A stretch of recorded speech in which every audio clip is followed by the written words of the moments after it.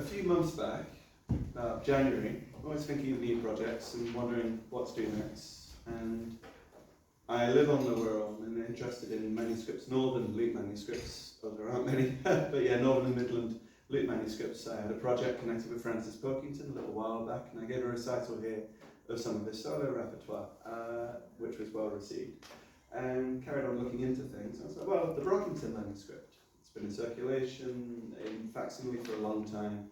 National Library Wales and Aberystwyth have a copy, which I held. we held it, which I will try to do at some point, try to gain access to it. Yeah, anyway, I got hold of it, I was aware of it, started flipping through it, started playing it, but expecting it to be a standard sort of solo lute manuscript of the period. No. It's largely an ensemble book with all of the ensemble parts missing. So yeah, it's a reconstruction job. So there is some solo music in there, but the solo music makes up a tiny minority. Lots of it's lute duets. There's a trio in there, which we'll talk about in a minute. And songs, lots of songs, some fully intabulated, some not so fully intabulated. The book was built up over a period in the late 16th century. And what's also curious about it is that the music in the source is about a generation behind when it was written down. So Brogyntyn is a house which is a few miles from the Welsh border in Shropshire, not far from the town of Oswestry. It's in that neck of the woods.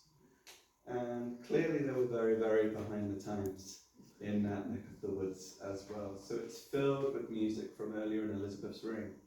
There is plenty of lute music by John Johnson, which is nice, Elizabeth I's lutenist, and it's very, very tuneful melodic stuff. There's quite a bit of that built into the programme.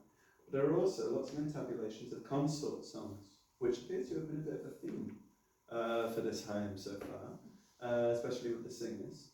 So I've done two things. I decided to construct an ensemble programme out of the manuscript and construct a solo programme out of the manuscript.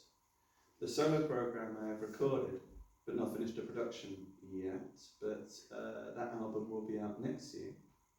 And if you haven't bought one already,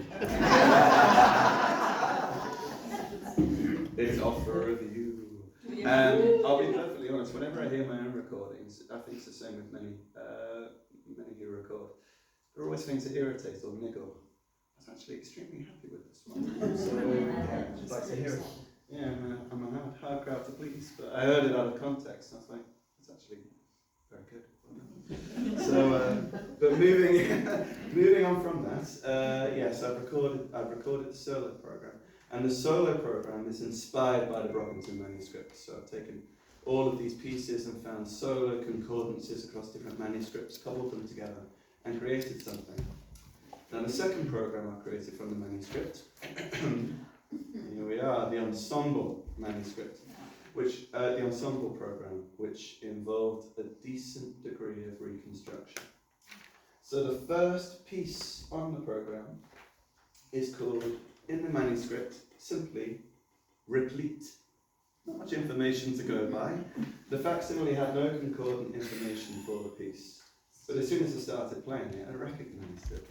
And yeah, it's a song called Trumpets, which is a 6-part bar consort piece by Robert Parsons.